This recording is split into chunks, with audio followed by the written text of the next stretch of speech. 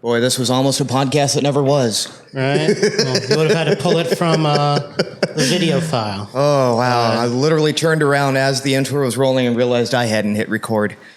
Oh. Hello, and welcome to episode 31 of the Whiskey Podcast. I'm Chudata. I'm Nate Fu. And it's been a bit. It's been, I think we're 1 week behind schedule at this point. Yeah.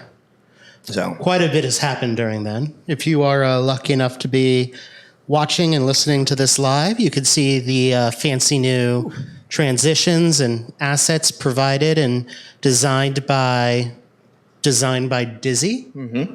Our good friend Dizzy DLO and his wife went through and basically gave us a whole new branding package for the podcast, for the website. Gave you a nifty new... Got a fancy new logo myself. Right, little avatar. Uh-huh. And, I mean, this is all part of what we've talked about, of the brand new, Debuffed Dad and everything that goes with it. Yep. Of which the podcast is probably our most developed, so... Yeah, it's the easiest one to do, honestly. Other than the editing part. Yeah. That can be a little bit of a pain. That's taken you a bit of time lately. Yeah. So, before we jump into that, though... why don't we let the good folks at home know what we are drinking? All right. First Maybe off, show off. Let's say ahoy also to Skycap, who's sitting in chat. Ahoy, ahoy. Thank you for joining us. All right. So what we are drinking tonight is... Today. G'day. See, I'm all screwed up, and we'll get into that. It's a Heaven's Door cask strength bourbon whiskey, straight bourbon whiskey. And, I just took a sip of this while we were introing here, and holy cow, that is turpentine. Oh, good. It is a mix from Total Wine and More that they put together, and it is a 61.8% alcohol by volume, so this is 123 proof. So that's flammable. Yeah. This is literally turpentine, and it almost tastes like it, but... I've had flammable whiskey before. This doesn't. This goes down really good, like almost like a really good Everclear. Okay. Right. If it's I will done, take my sip now. If it's done wrong, it burns going down and coming back out. If it's done right. Oh, that burns going down, but right. But it's 120 proof, yeah. Right? So talk to me a bit. To educate those at home that may not be as aware. When we say flammable whiskey and proof, why is that the case? What's involved with it? Really, really strong alcohol content. I believe anything over 100 to 110 proof, depending on the process, is a point at which it becomes flammable. Mm-hmm. And why is that a point? What do you mean? Why is proof a thing? Like, why is it called proof? Oh, you're putting me on the spot. I don't have any notes for this. I don't remember this off the top of my head. The old wives' tale for that is that, if you were a sailor back in the day, you would get a certain amount of alcohol, rum or other spirits, as part of your pay. And to make sure that it wasn't diluted enough, they would set it on fire.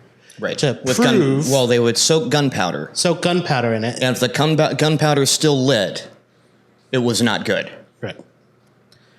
So that's kind of where that comes from. So when we talk proof and flammability, that's legitimate.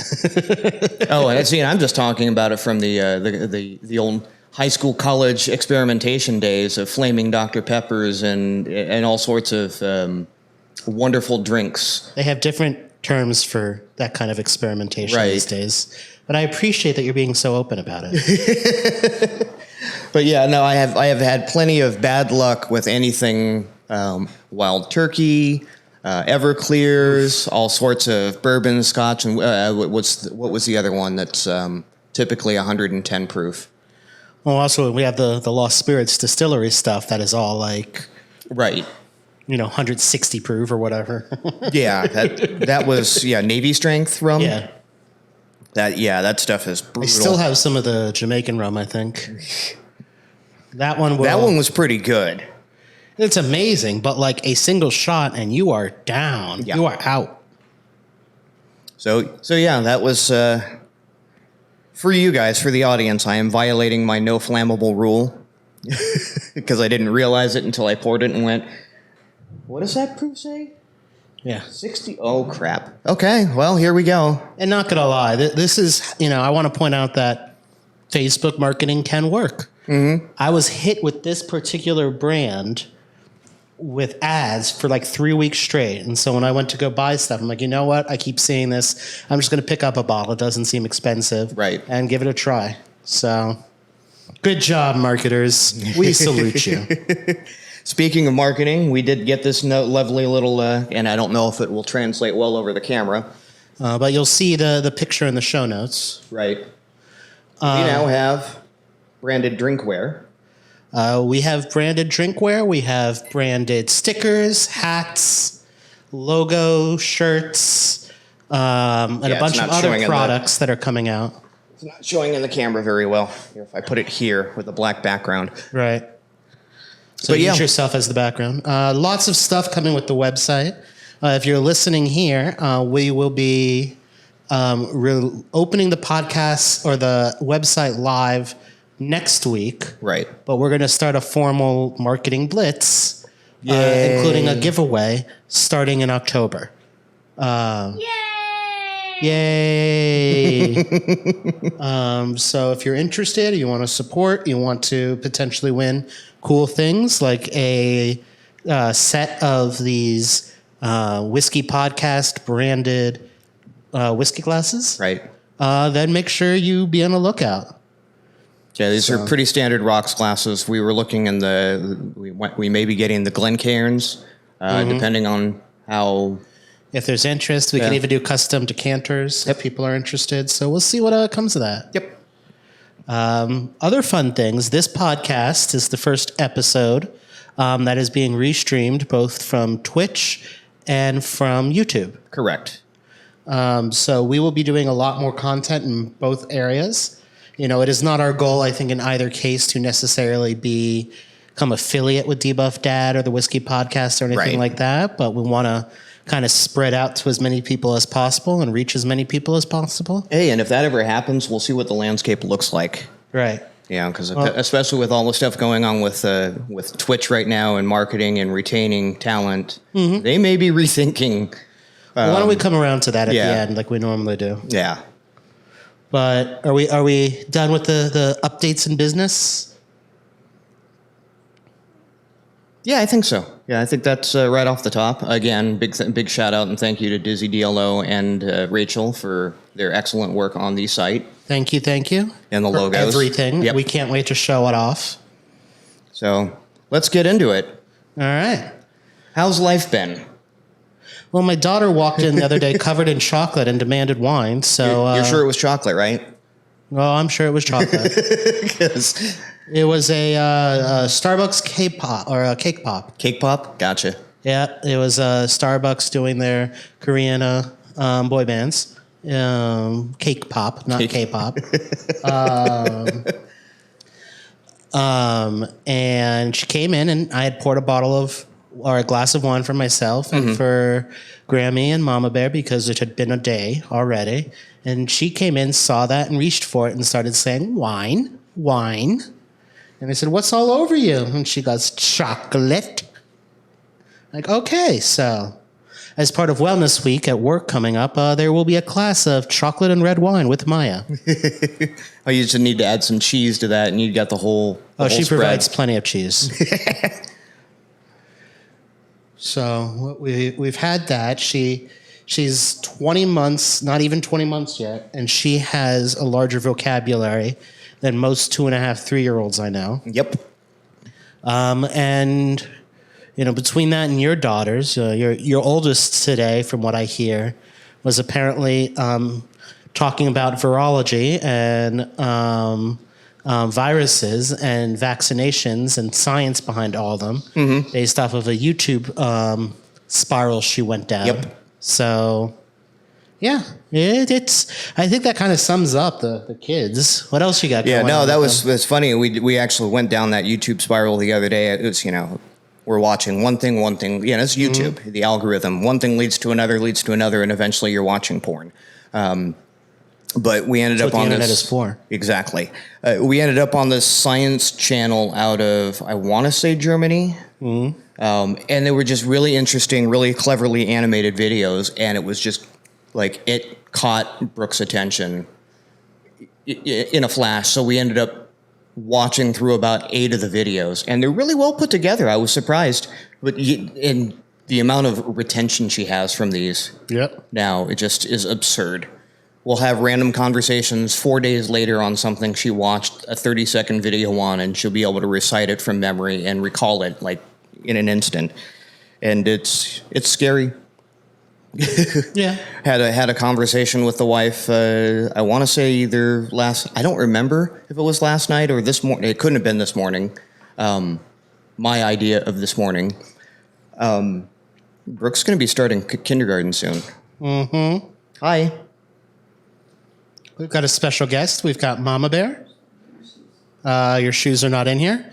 And our special guest has left. Goodbye. So we've got your super smart oldest. Your youngest seems to be going through, as your wife and I call it, a Wednesday Addams phase. Mm-hmm. She doesn't want to draw, butterflies. She wants to draw cobwebs. She doesn't want to draw a circle. She wants to draw a flat tire, particularly a flat tire. And I mean, I'm here for it. I love it. Right. But she's definitely got that vibe going. And the whole judgment face is, something that she's inherited from her mom and her auntie and her. My favorite little quirk that she does is when you ask her to do something and she doesn't want to, is the never, and then turns around and runs away. I just like how she, starts spitting our words back at us. No, I do not want to do that now. Right. This is not an option. Oh, yeah. Yeah, and it's hard to be angry and, respond or anything like that when you're personally laughing your ass off. Yeah, when your 3-year-old looks at you and goes, "We are not negotiating." Mm-hmm. Yes. Yeah.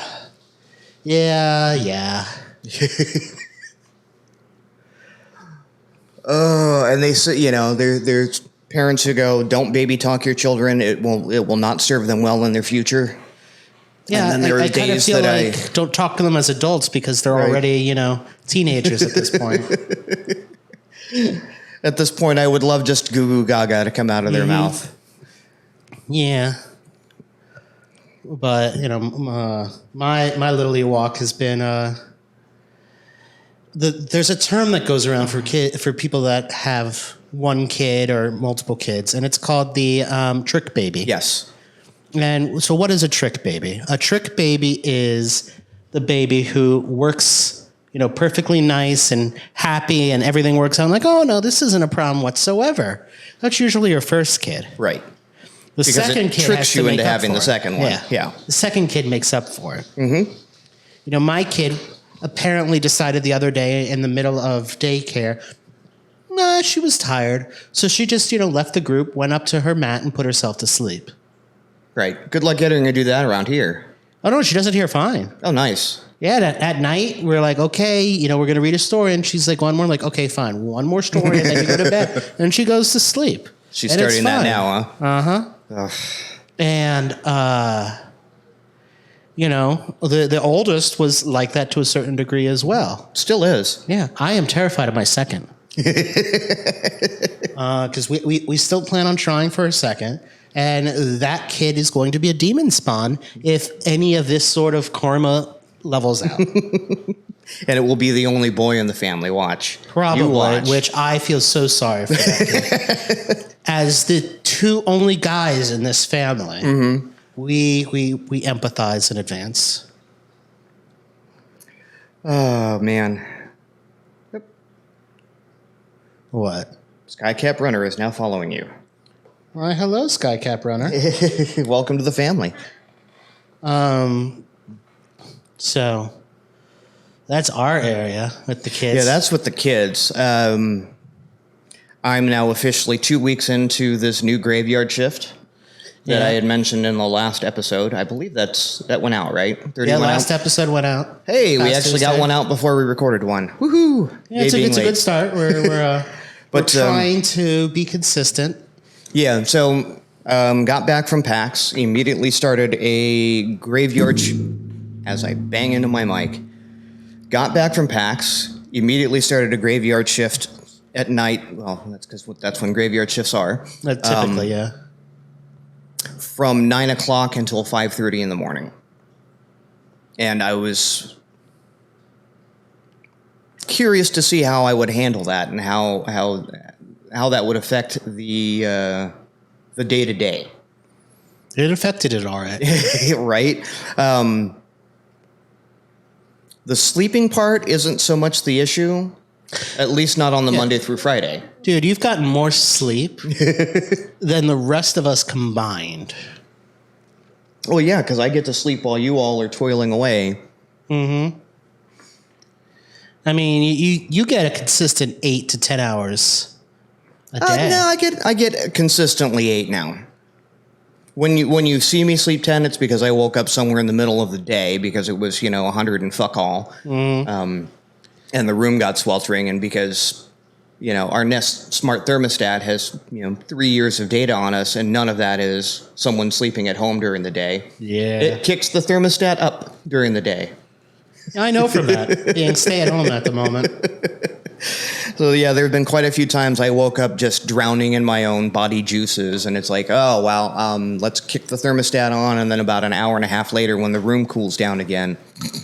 Thank you for that image. I appreciate that. Sweaty. That's why I have to drink this fire. Sweaty. This fire wielding whiskey to get it out of my mind. But yeah, that's it's been an experience because I do like the fact that I get to see the kids more. Surprisingly enough, right? Because now I'm waking up about an hour before or right when they're getting off of school or coming home from daycare, doing their thing, and then we go do dinner. I read stories, I put them to bed, and then I'm out the door and I go to work. I get home just in time for them to wake up first thing in the morning. Right. So that's actually been very nice that, I get to spend more time with the kids. Weekends, however, because I've been sleeping from, depending on what time, I think when the kids leave, I finally get to sleep. I bet if I'm lucky, I get back to sleep right at 7 o'clock when they leave. Typically it's around 8:30 that I finally knock out.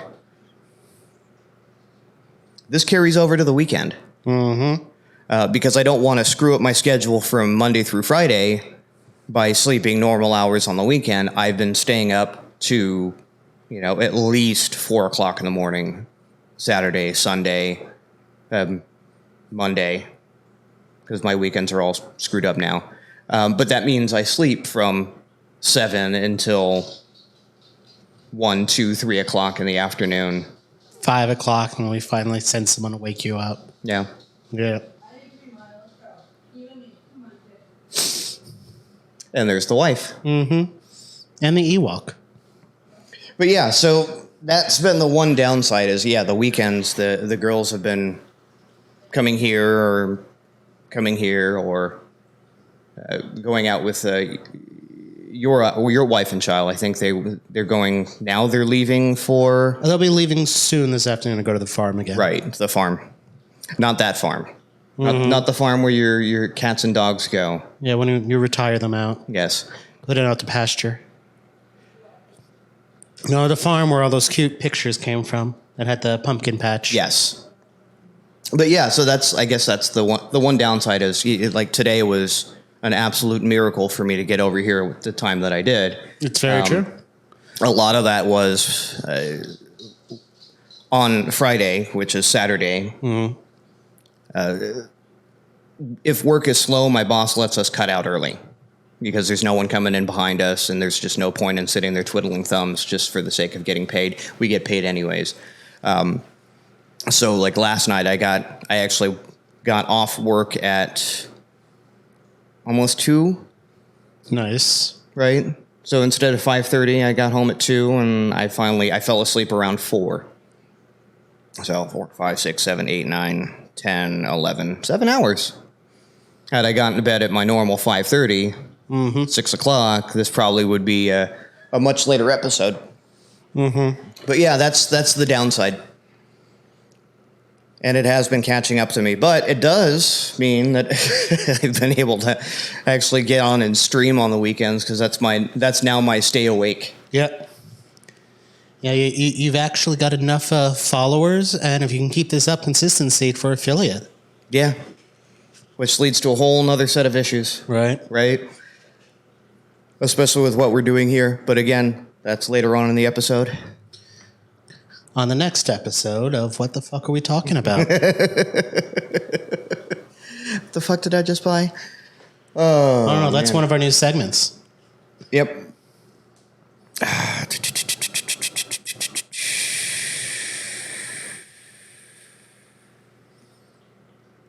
I think that's it for life stories for me. We spent the morning getting jabbed.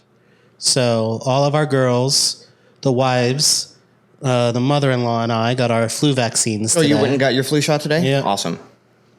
And the mistresses, as teachers, were able to get their Pfizer booster shot as well. Oh, that happened today as well? Yep. Oh, boy. So expect tomorrow to be a miserable day.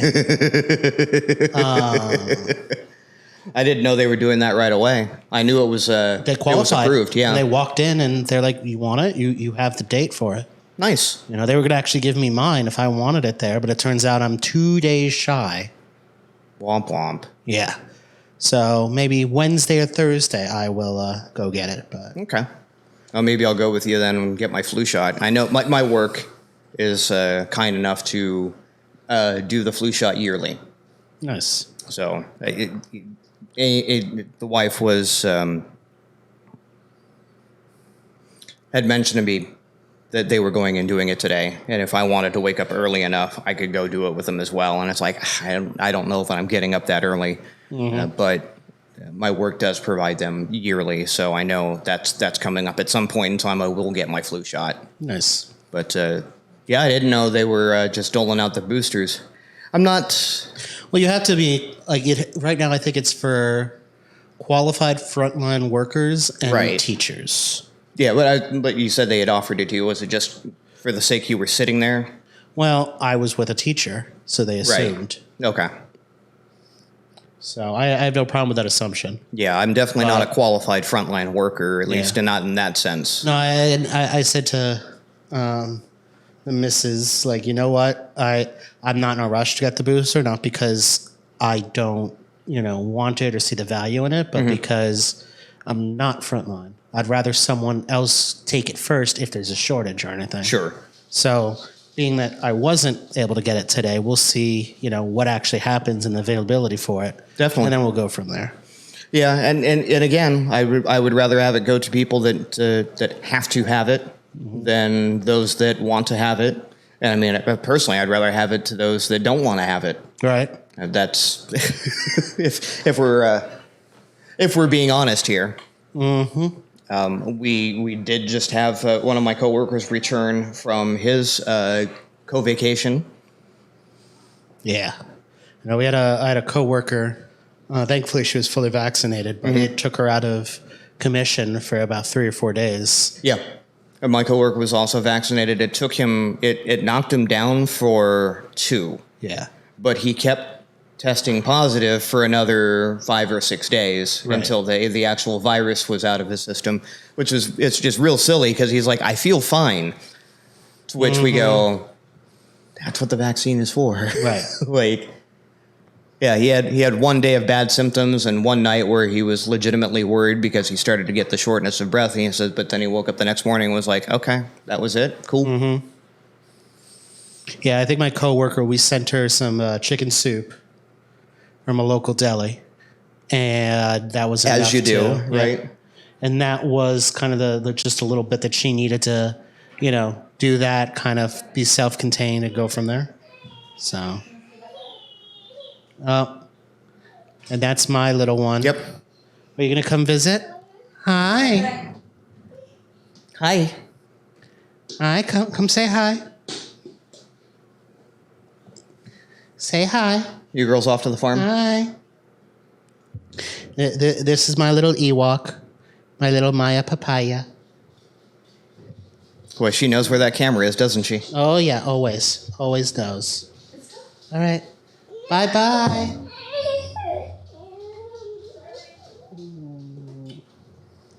Go play at the farm? Yeah. Want to go climb on the pumpkins? About to get Mama Butt on the camera. Oh, yeah, baby. Go get that mama butt. Bye-bye, my papaya. Sorry, guys. It's okay. We'll see you when we see you. Bye. Mwah. Mwah. So, yeah, that's my little one. For those that are lucky enough to see her. Yep, that's one of the joys of tuning in live is you get that kind of content. Yeah, I keep that on the YouTube. Right. Mm-hmm. But so right now we've seen your oldest, mine. We'll do an episode at some point, I'm sure, where your youngest will walk in. She hasn't been on camera yet, has she? Yeah. It's a matter of time. Just a matter of time. And we've seen both of the missus's butts on screen. So. Oh, man. Hold on. Oh. You're about to see mine. All right. Oh, you're switching over to the coffee? Yeah. Yeah, so Mama Bear was nice enough to try and get us coffee, but it turns out that the coffee orders were all messed up. Also turns out that Nate here already had coffee, so... Already bought coffee. I hadn't actually finished it. So, fire-worthy whiskey and lattes and other coffees and things like that. So it's going to be an interesting day. You definitely want to stay away from the back end of this cannon. Right? And we're just going to let it flow. Let it go. And that was just a statement. That was not any kind of singing. So I don't want to fight with you, Mouse, because you'll win.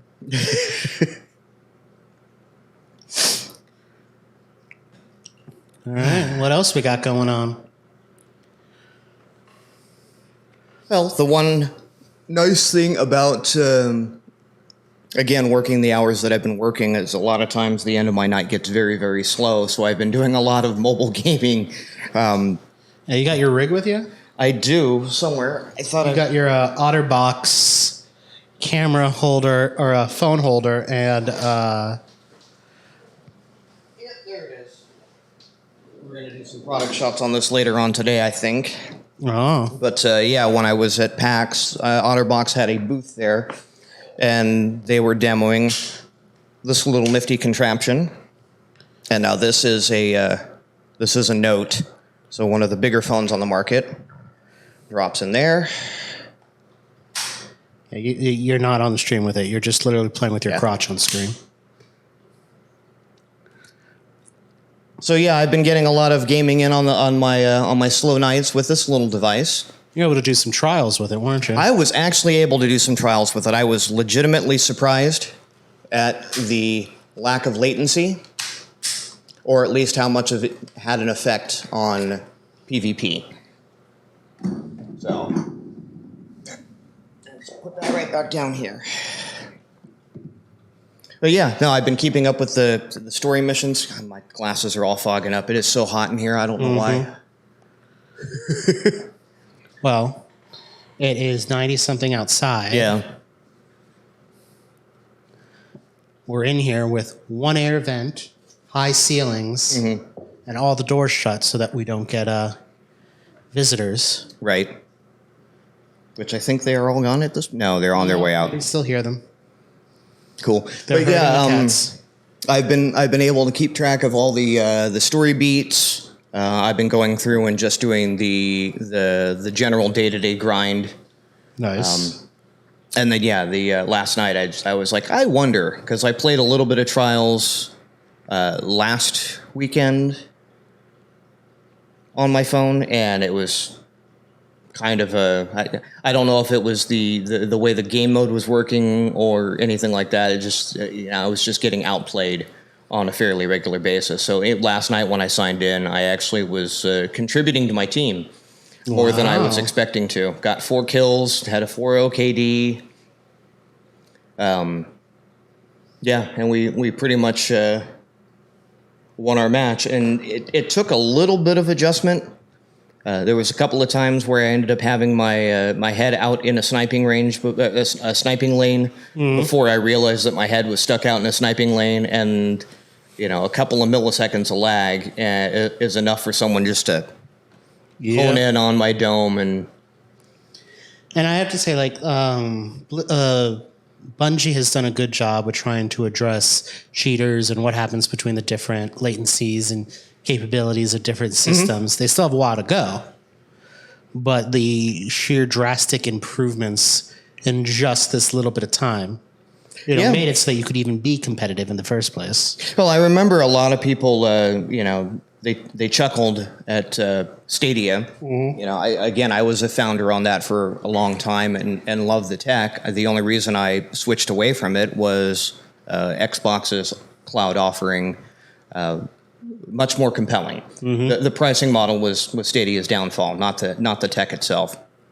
And this is not just because he's got the Microsoft chip vaccine. Right. Vaccine chip Yes, inserted. this is not my 5G. But where was I going with this? Better quality of the... No. When cross-play was announced, they had said that Stadia players would go into the console pool, and a lot of people went, poor Stadia, they're just never going to, they don't have a shot against anyone on a console because of the latency issues. And to that I say, if Stadia was better than xCloud, and I've been playing on xCloud, doing competitive PvP, and I'm no worse, if not maybe a little bit of better after some adjustment, after I compensate for some latency in my, in my anticipation of my playtime, I'm every bit as good on mobile, and the latency is negligible for me. So if someone's really good on Stadia, they should not have any issues with playing playing competitive. Definitely. Yep. Well, what other news is out there? Well, your hat kind of brings up something. TwitchCon will officially be back in 2022. October of 2022, which that's a little bit different. I think it's normally in September. So they'll have San Diego, and then where's the Europe one this year? Amsterdam. Nice. Yeah, unfortunately, I don't think we're doing a booth out of the in the Amsterdam one. Although it would be nice, And by we mean Guardians MH. Yes. Not Debuffed Dad and the Whiskey Podcast. Yeah, I don't know that we'll ever have a booth at a convention like that. And if we do, one can hope. Yeah, I don't know what we'll be doing. Our booth will just be us with a couple bottles of stuff and a bunch of glasses, I guess. That might violate some convention rules. I didn't say bottles of what. Right. But I'm. Already talked to the wife about that. Let her know that these things were coming back up, and I don't know. I think we're planning on having Guardians MH is planning on having a booth at TwitchCon. Yeah. But either way, well, I know Guardians MH is going to New York Comic Con. Yes. Yeah, we actually just did announce that as well. So, but that one's easy for them because the two of the directors are New York, upstate New York, and New Jersey based. Right. So that's a quick hop over. One of the biggest problems we had with PAX West was shipping all of the convention materials all the way across the country for them. So yeah, we're in talks about having a West Coast kit and an East Coast kit that'll float around between the handful of us that are out here, because there's me, the programmer, iRes, and I want to say there's at least one mod on the West Coast. And I'm out here. And you're out here, obviously. I'm out here. Yeah. Yes. Just pointing that out there. Obviously, you're out here. Obviously, you're out here. You're sitting right next to me. Well, people could be just listening. Who knows? That's true. We are in the same room. But yeah, so there's a handful of us out here on the West Coast. So if we wanted to do another PAX West or any of the West Coast conventions or even Vegas, we would have a kit ready to go, either put on a plane or put in a car that wouldn't be too hard to do. Definitely. And, just taking this moment, shout out to Gamer Girl Gray right now on Twitch, who is, independently took it upon herself to start doing a GMH fundraiser. Yeah, 48-hour stream. Last I looked, was over 3,000 raised in just like 3 or 4 hours. So. Right. Yeah, that's always, we love seeing people come in and do charitable stuff, especially when it's off the cuff like that. It always it shows that us. People see the value of this, and it's what it's worth for everyone in the space, and so that's huge. Yep. Yeah, and apparently this was someone we met from a convention contact. So there is value to going to these, and the organization understands that. So yeah, we're definitely going to be trying to do more and more of those. I think the next one that we're actively pushing for is obviously GCX. Right. So, but we'll see how that. No word on whether that's happening or where we are in that realm. Yeah, and the GCX group has to figure out kind of what they want to do. Right. They took a gamble, and props to them for that gamble. And it wasn't their fault that it didn't pay out. It was, a lot of failures on their host side. Yeah. But I think A, it's an interesting model going forward, and B, there's a lot of things that have changed. Speaking of those changes, and this was something you were leading into at the beginning, why don't we talk about YouTube and Twitch and what's going on there? Sure. Twitch has had and we say this as we're broadcasting to Twitch. And YouTube. As I'm wearing the hat, right?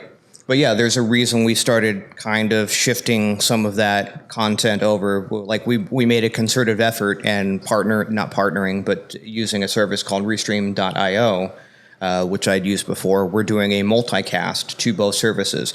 Now, the reason for that is not that we're worried about Twitch just up and disappearing. It's not going away anytime soon. But they've made some. Oh, it's not that they haven't made some very clear necessary changes. And it is really starting to. They became very comfortable in the environment that existed, especially when Mixer disappeared and they announced that they had won the streaming wars.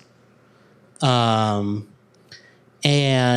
needless to say, Facebook and YouTube and others, I think, are still actively innovating. And innovation is huge. For my 2 cents, the ability to restream and then have YouTube live stuff immediately become part of our YouTube content library. Right. And all this make it a little bit more discoverable. Makes it easier for us as, people starting off that are just trying to get the word out of, what we're trying to do and how we're trying to help. That much easier and more accessible. Right. Than Twitch's model of, promote the big guys. What I find amusing is, in the reason we're doing Restream is I actually have been using them for, 2+ years. When I first started streaming, because I didn't have a foothold on any one platform, so why not stream to all of them? So at one point in time, I was streaming to Twitch, to Mixer, to Facebook, and to YouTube all simultaneously, and just kind of letting the money ride and see if any of them took hold and started to take off. And back then,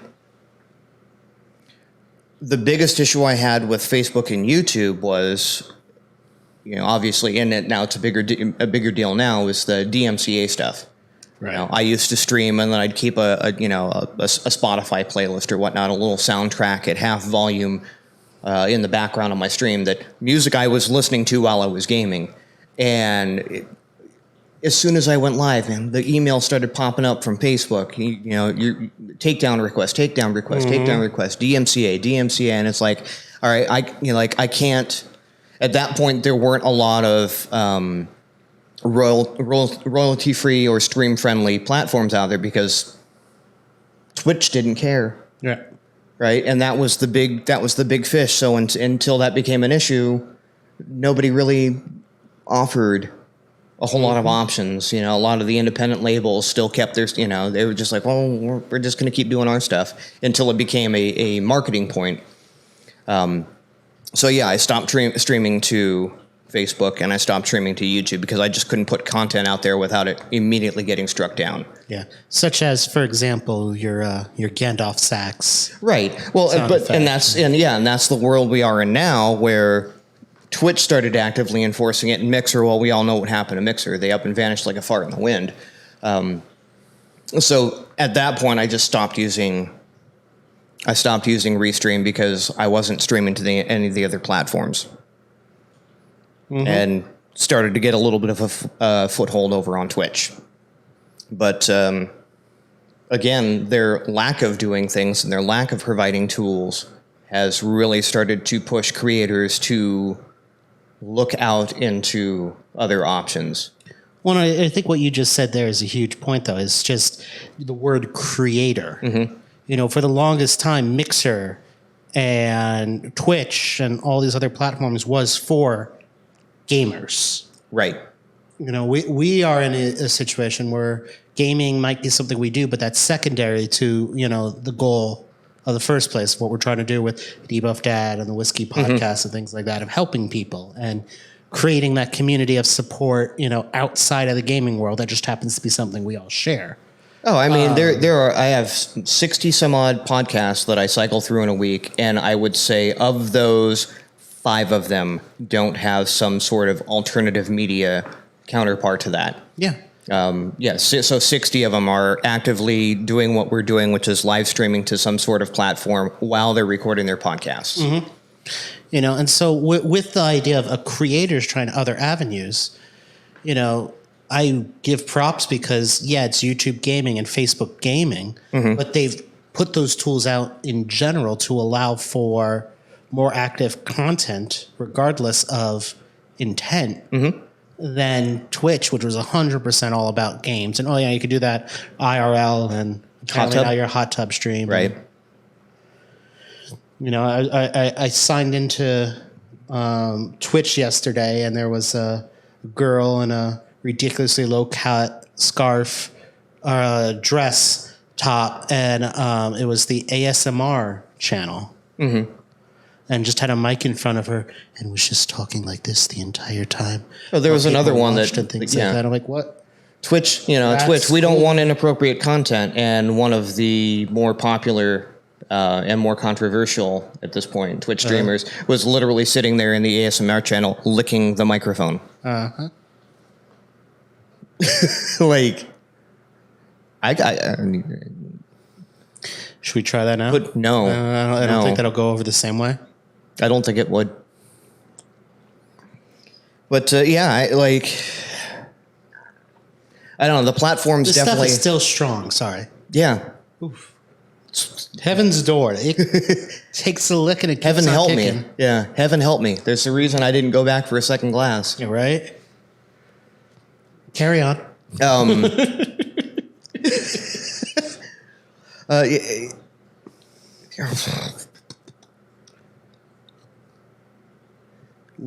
You Don't totally lick the mic. You totally derailed me.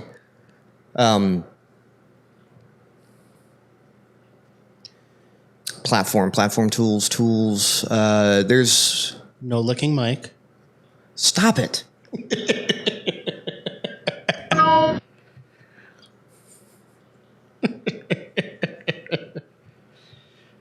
God. But yeah, Twitch isn't really enabling their creator community a lot of ways to properly moderate. Right now, the biggest thing that's going on is marginalized. Here's my stammer. Marginalized communities. Persons of color, females, LGBTQ. Those communities are getting targeted and hate rated by. Yeah. So do we talk hate rates last? I don't think we really got into it.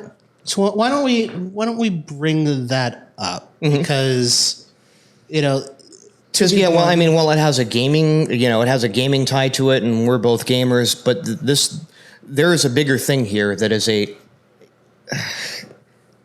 transcends what's going on. It's manifesting in this way with these hate raids, with targeting. But yeah. So there is an individual. Currently, the belief is it is someone that was in Haas. Forgot the rest of his name. Community, who was creating tons of bots and basically going after people that not just LGBTQ, but people of color, people that supported people of color, and would attack them basically and just fill their chat threads with epithets and and just all sorts of awful things. And then sometimes they would do it when the streamers were offline and then report those streamers. Right. Because on Twitch, you are accountable for the contents of your chat, even if you're offline. Right. And so this was having huge impacts on people across the board. I know several streamers that got hit multiple times with hundreds of people at once. Yep. And the only way they could do anything about it was to end their stream. Or put it in subscriber only mode. Yeah, put it in subscriber only mode. That they could get around at times. Yeah. Emote only mode, subscriber only mode. Like you could mitigate it, but you couldn't you'd stop. It basically affected your stream. Like if it happened right now, I would just turn off chat and I would just shut down chat and we'd keep recording. Right. But we're not live interacting as much as someone like a game streamer would, or any other interactive creator. It's like that just shuts down your content. Exactly. And so, the controversy at this thing is, I want to say, yes, the hate raids are awful and we need to support people, and that's a given. Mm-hmm. The problem, I think, is the lack of adequate tools and response from Twitch. Right. Facebook and YouTube have already taken initiatives to figure things out and try and provide resources to prevent that from happening. Right. YouTube. But even and I'm not gonna call out. Twitch is the only one. Again, I'm wearing the hat. Yeah. But it's not that YouTube and Facebook have those tools in place. It's kind of the old Apple computers are safer than Windows computers. Mm-hmm. Like, well, they're safer because so fewer people compared to Microsoft users were using them, so people weren't creating anything that could target it. Well, that's kind of the same situation we have right now with Facebook, YouTube, and Twitch. It's not that YouTube or Facebook are small entities. It's that the live aspect of those entities is so immature. It's not worth the effort. Yeah, it's not worth the effort to develop sort of this, system, because you're not going to get the same sort of response and reaction and whatever it is. Right. And so are they more secure? Probably not, but they don't have the same target. But it does afford them the opportunity to learn and adapt, because they now have a head start of we're not getting into like we don't have the manure falling on our head and we're trying to figure it out. We now can figure it out so that when the manure comes. Yeah. So that's one aspect of things that's currently on top of everything else with Twitch. Another one is honestly the content creator revenue share. I have seen quite a few people that are leaving Twitch for YouTube or Facebook or other platforms entirely. Well, they just lost arguably their number one creator, Tim the Tatman, and their most popular creator in Dr. Lupo. Yeah, I mean, especially in our circles. Yeah, I mean, there's the top 10, which don't include either of them. Right. As far as people that watch, people that stream. But, at the same time, YouTube's willing to put their money where their mouth is and get them over there and entice them with more than just money. Right. And the revenue share and the different opportunities at these different platforms create different environments. And I think that's a huge conversation. And I'll kind of paraphrase Harris Heller in this, in the fact that, if you are going into a town and everyone is a, burger joint, what is the value you're adding of being another burger joint? Right. So if you're going over to these other platforms, there's other opportunities for you to build a business you want and get paid for it rather than the one-size-fits-all approach of, do it this way and, luck and skill and endurance on Twitch and get what you want. Right. And I will say, I grow on Twitch without doing all these other media sources. Right. Well, Facebook and YouTube kind of have that built in. A lot of Twitch streamers' current successes are parlayed through these other services already. Like when you do your clips and VODs and everything like that, where do you post them? Right. Like, the retention level on Twitch for that content, it just isn't there. So you put it out on Twitter, you put it out on, you put your small clips on Twitter, you put your small clips on TikTok, you put your longer clips on YouTube, you post your entire VODs over on YouTube and they stay there forever. Right. So, and again, so that's, Twitch not having the tools. There's one thing I will say about both Tim and Lupo that was common between both of them when they left. One, it was, YouTube gave them finger quotes, life-changing money, to which I don't think that's ever been released yet, and I don't really care if it does. They shouldn't release that, but the fact that they are in a position of knowing the values of their content creators and not this platform's better. But the commonality between both of them was both had said the deals that we made allow us to spend time with our children and spend time with our families. And again, us being dads, that struck it really resonated with me. Well, let's use Lupo as an example. We know him personally from where he started, right, to where he is now, and he probably wouldn't recognize us from anyone at this point, but we've seen the journey, right. What Lupo has right now, and what he was doing on Twitch, was quite literally our time, 7 or 8 a.m.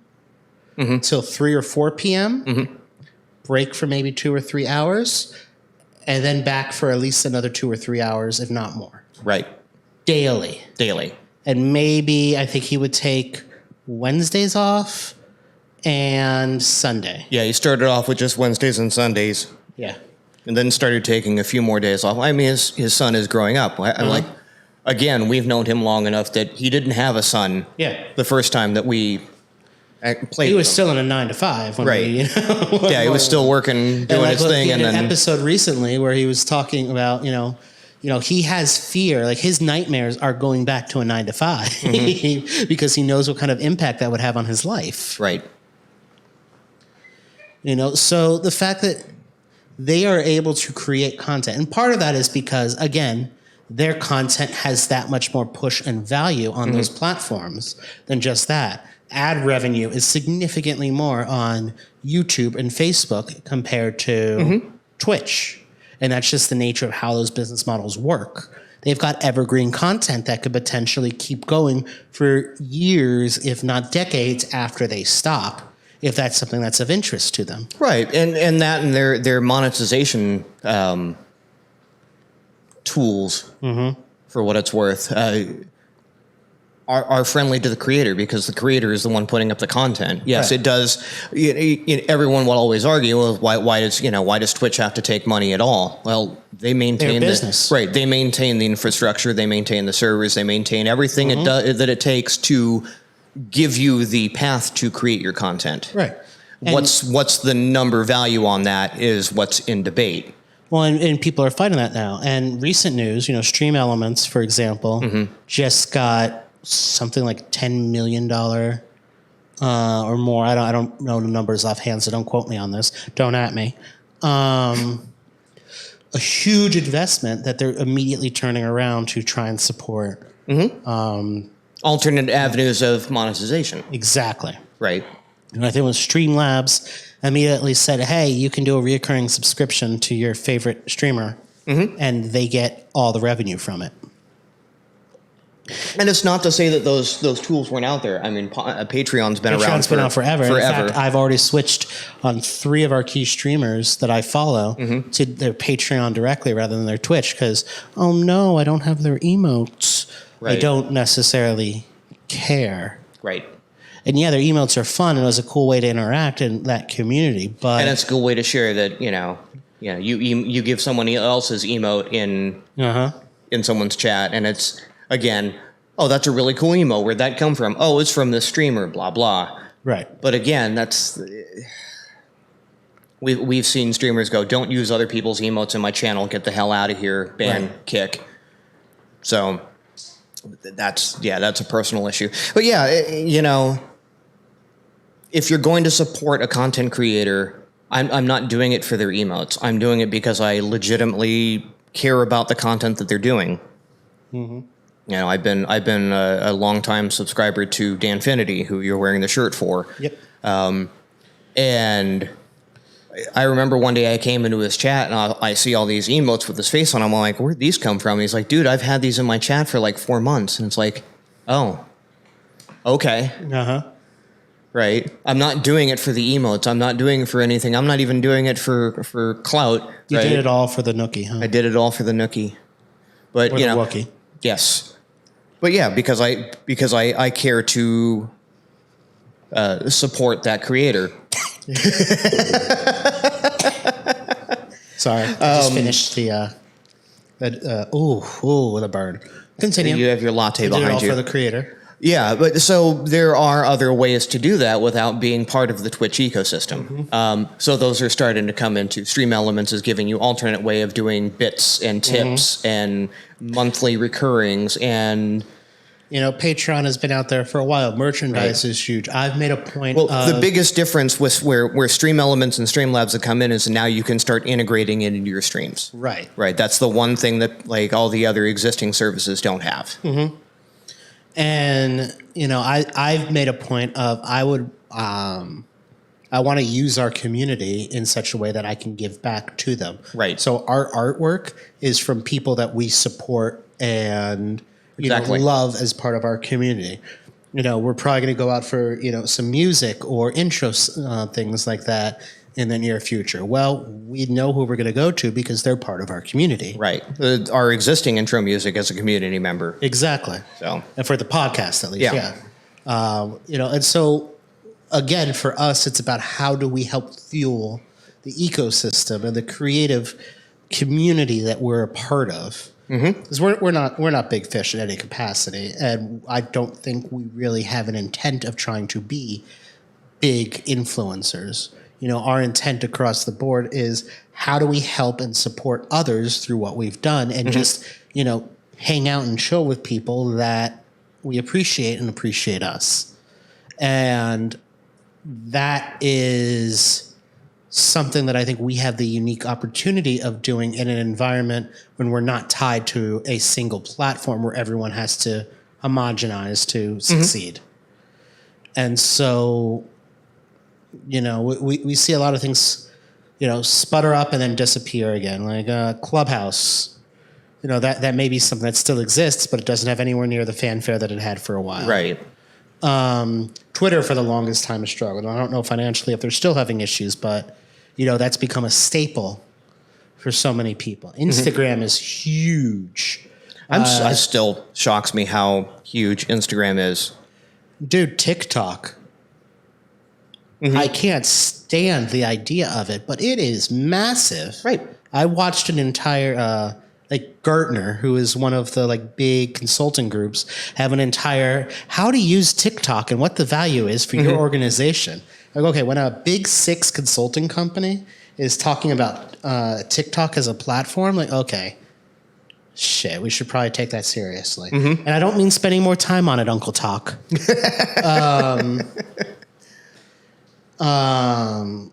But it's true. It's how do you engage with the people that are your target? I don't think TikTok is our target audience, but it could be something that we have fun playing with at some point. I don't know. I mean, my algorithm has worked its way around to, there's a lot of dads. Dude, your algorithm is working its way all right. Yes.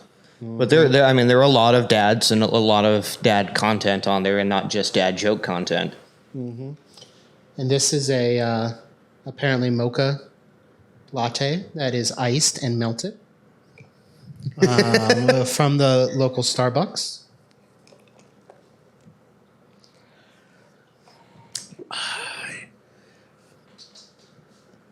But yeah, so again, much like we've done, we're kind of diversifying, putting the content out there. Sure, we would take the episodes we have now and clean them up, produce them a little bit, and then post them over to YouTube. I guess that just, you saved yourself about 3 hours of work. I'll still do that. I'll still... we'll have our live VODs, which I think offer a little bit more before and after, what's going on, a little more coordination. But, when I clean this up, it's not going to have the chat overlay that you're going to get in a live experience. It's going to be a lot more of a, Gotcha. A listening experience and that sort of thing. And, we're both going to, I think, restream here. And so if for whatever reason you want to see 2 rather mediocre at best dads game, you can watch that VOD as part of our content. Right. If you want to see the tools that we're using or the things that we're buying our kids and regretting immediately, there'll be a place for that. If you just want to understand how we're making it through the day, you'll have a place for that. But that's what we're offering. We're not offering extreme mediocre gameplay, as Lupo likes to brand.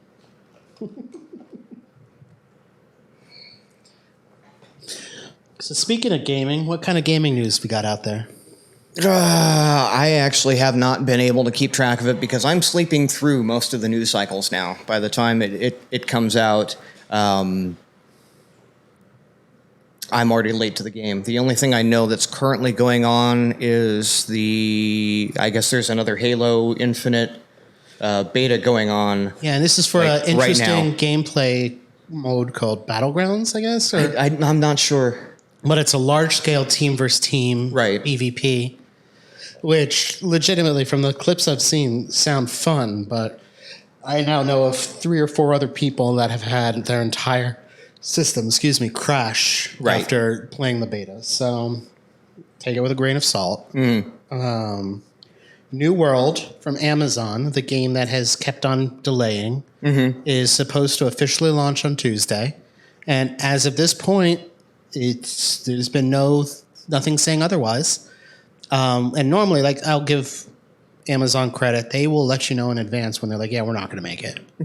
But this one legitimately sounds like they're going live on Tuesday. Nice. So, if anyone wants in, I have already pre-bought the game. I will be playing on the East Coast servers with the Ladybugger and Dog Pound community. So I will post some of that info up once I know what it actually is. But yeah, I don't... It's a nice multiplayer game that I think progression-wise gives you an opportunity to make an impact without having to know life on it. Right. And that's about where I am in my life at this point. Yeah, and that's, that leads right into, obviously, we're both, Destiny fans. Yeah. Changes that have just been made in that game type. Like the last 2 weeks have just been muck and mired with talks of the changes to their end game PvP mode. Yeah, so they had a highly competitive, quote unquote, PvP mode called, they're calling it Trials of Osiris in Destiny 2. I still remember Trials of the Nine from Destiny 1.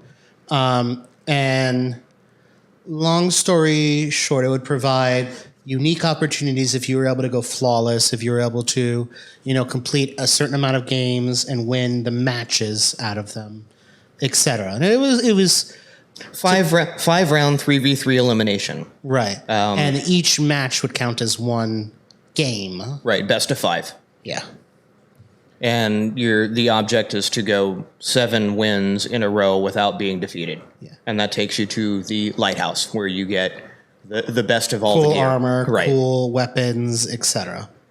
The problem was, for the longest time, was that it was skill-based matchmaking, but it really wasn't.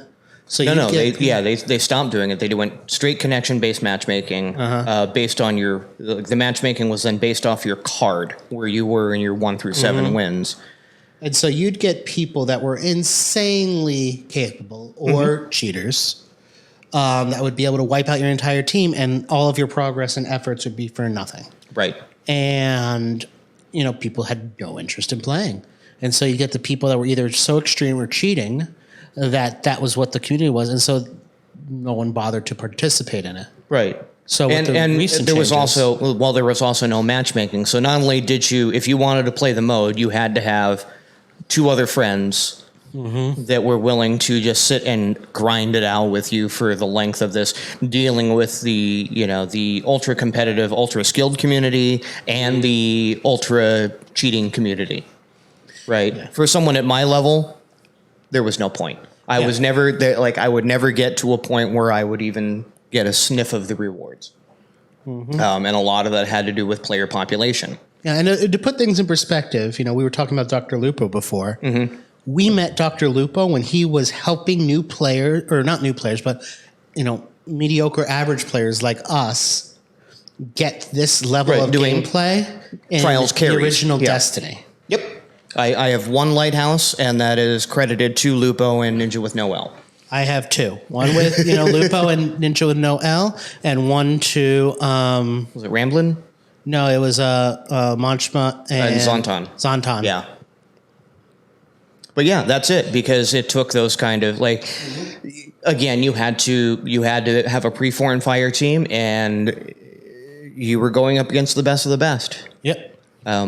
So yeah, short of being just straight up carried, there was no way I was doing it. And then once you got the PC cheating pool involved, there was just no point, because even the best of the best couldn't get, they were having trouble getting flawlesses against cheaters.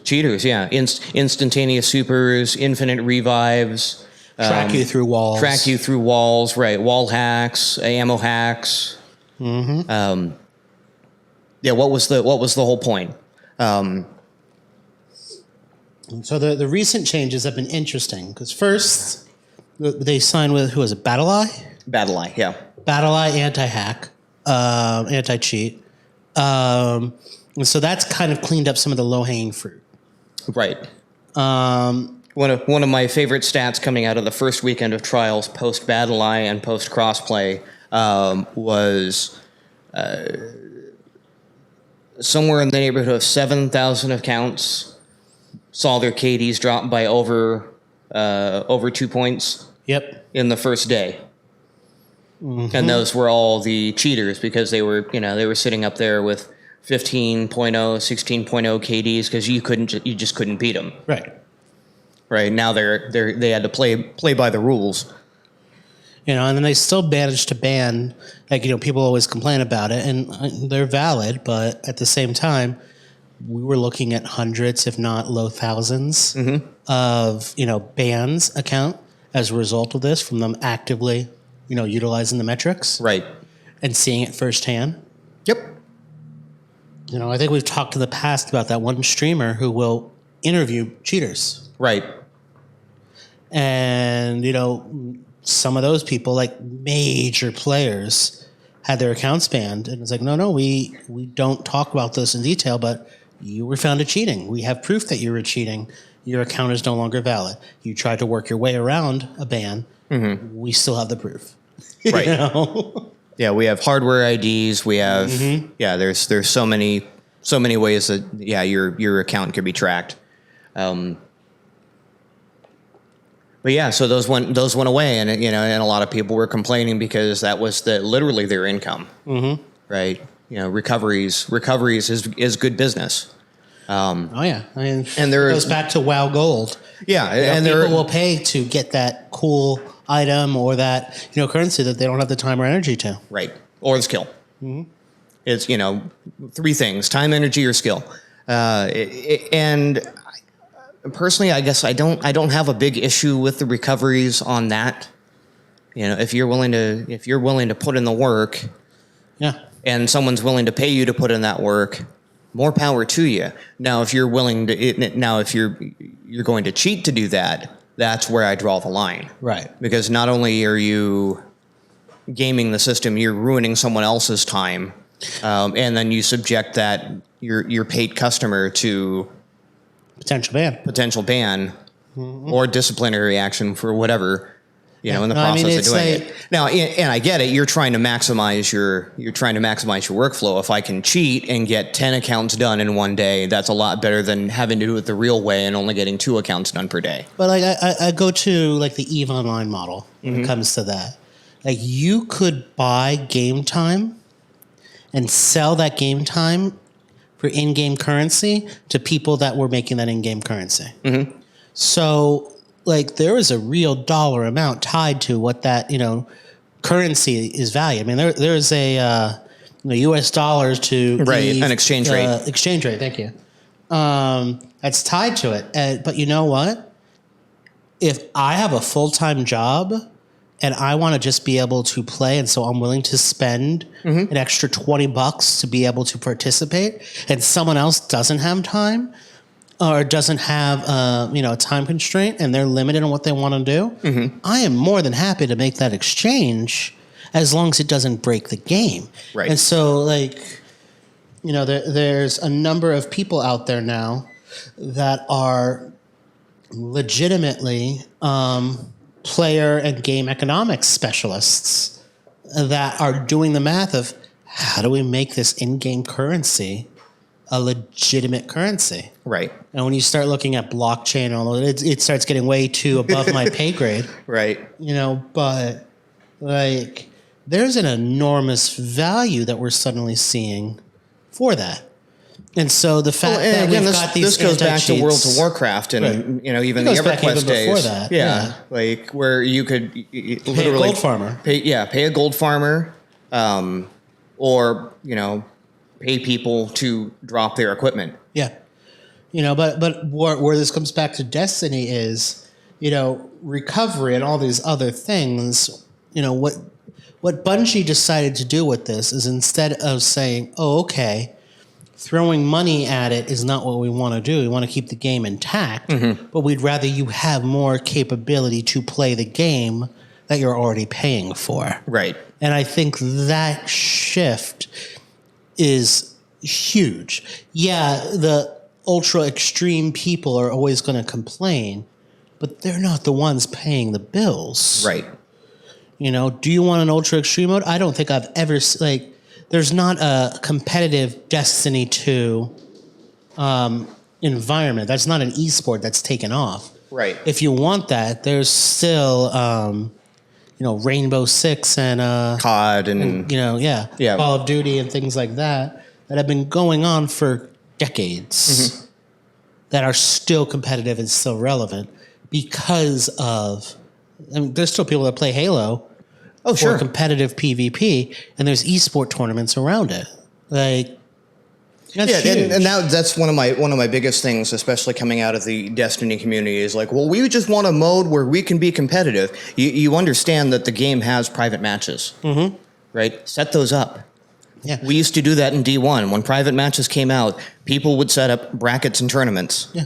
No, there was a push for a while, and I'm not sure how much of this is public, so I'll keep it high level. But Destiny 2 considered allowing the ability for people to stream and, spectate matches. Right.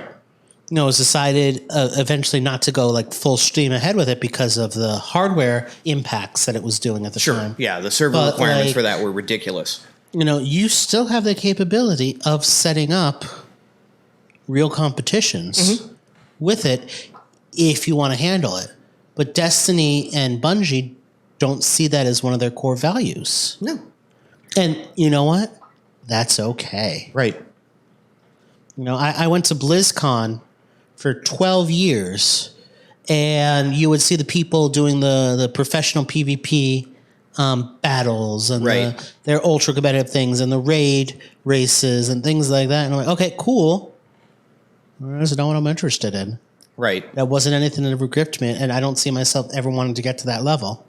Yeah, I forget. I was at Staples Center for some reason, and they happen to have the League of Legends tournament going on at the Microsoft Center across the street, and just like huge. And they had and they're massive, and I love the watching big screen them. TVs, and I'm looking up at the game. I go, cool. Yeah, and I love watching them, but that's not something I feel the need to compete at. And guess what?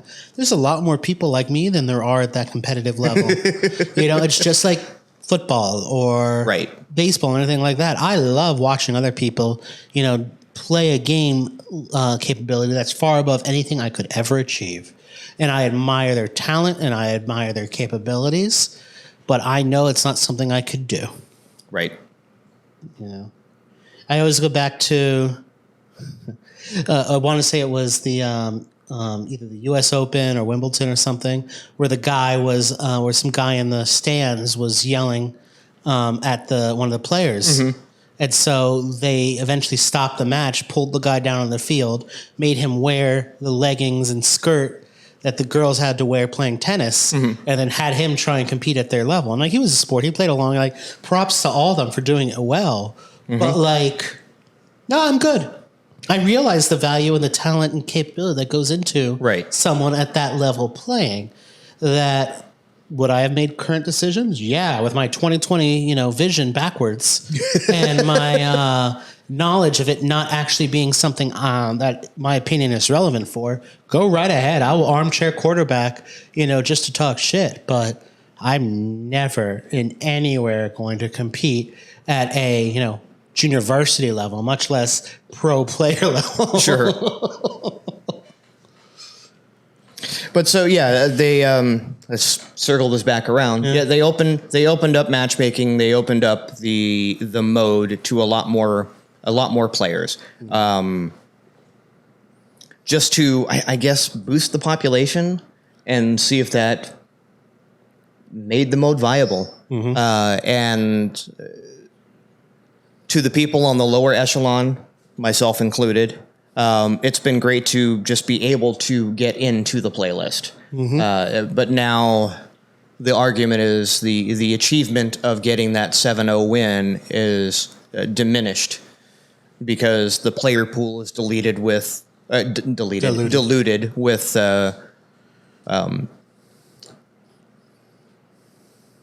less skilled competition. Us scrubs, yes. Right. And so it's like you just can't win, right? Well, and I mean, there's never the goal of appeasing everyone, and this has always been the, any person who sells something's objective is how do I get the most people in my community satisfied with the result, right? And I give props to Bungie in this case because they are listening to both sides and trying to create a happy medium. But they're also not caving to one side or another because, again, their game is not based on that need for the competitiveness.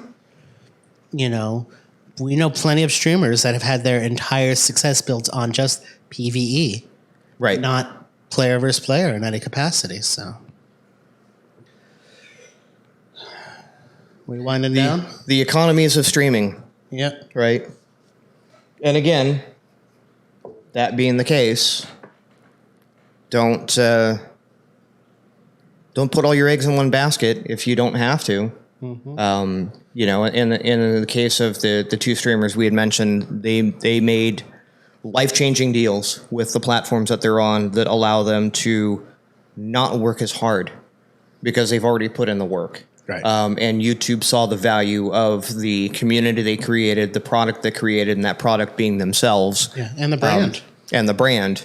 Right? That now allows them to take a day off, to not have to, in Lupo's case, not have to stream 7 to 3, then pick it up again from 6 until 11 at night. Mm-hmm. Every night. He gets to spend time with his son. He gets to spend time with his wife. Tim said the same thing. I know very little about Tim. Yeah. But, apparently, he was having struggles as well because the amount of work it took to maintain that revenue stream on Twitch. And I also think, circling back to who we are, what we're trying to do, this is very telling of where we are as a society, finally. Mm-hmm. The fact that your own well-being and your own capabilities is important. And the whole, sacrifice everything for the grind isn't the best way. Right. We're seeing, right now with this current COVID and, post-lockdown world where people are saying, you know what? I'm not going to do this dangerous or self-deprecating work for less than a minimum wage. Right. And you're seeing people across the board. It's my value is worth more. And I think with that shift and with the shift in priorities, we're suddenly seeing new opportunities and new growth for people. Yep. That wasn't around in the past. And so are there going to be people that throw hissy fits? Of course. The entire society and, everything we know to this day has been built on taking advantage of other people as a society. Sure. But when your entire education system, the structure of the timing of it is built around the corporate policies and break structure. Yep. Right. And we're starting to see those changes happen. And, I'm interested to see where that goes because I'm happy with the idea that I got to be home and raise my family. Yeah. I'm happy to see, the entertainment. There unions. are so many jobs that I've had coming up that would not have required me to go into an office every day. That just wasn't it wasn't possible at the time that I had those jobs. Now it is. But there's that old school mentality of, if you're not coming into the office every day and I can't have my thumb on you. Yep. Right. That's gone. That was absolutely obliterated by 2020. There. It's still there, but I think it's a lot, the value that it had, people are realizing the benefits of it. Mm-hmm. And I think that's the big shift. Right. So. And then you got stuff like what I do now. There's no way I could do, there's no physical way for me to do my job from home. There's always going to be jobs that require you to be in exactly. person. There's always going to be activities that require a group of people in the room to solve. Mm-hmm. And there's nothing wrong with those. It's just saying that's not the only way. Right. I know people that thrive 1,000% better when they're able to go into an office with other people. Sure. And I know other people, myself included, that I'm like, just let me do my thing and I'm fine. Right. So, shall we wind down? I think we shall wind down. All right. Well then, from episode 31 of the Whiskey Podcast, I'm True Data. I am Nate Fu. And peace out.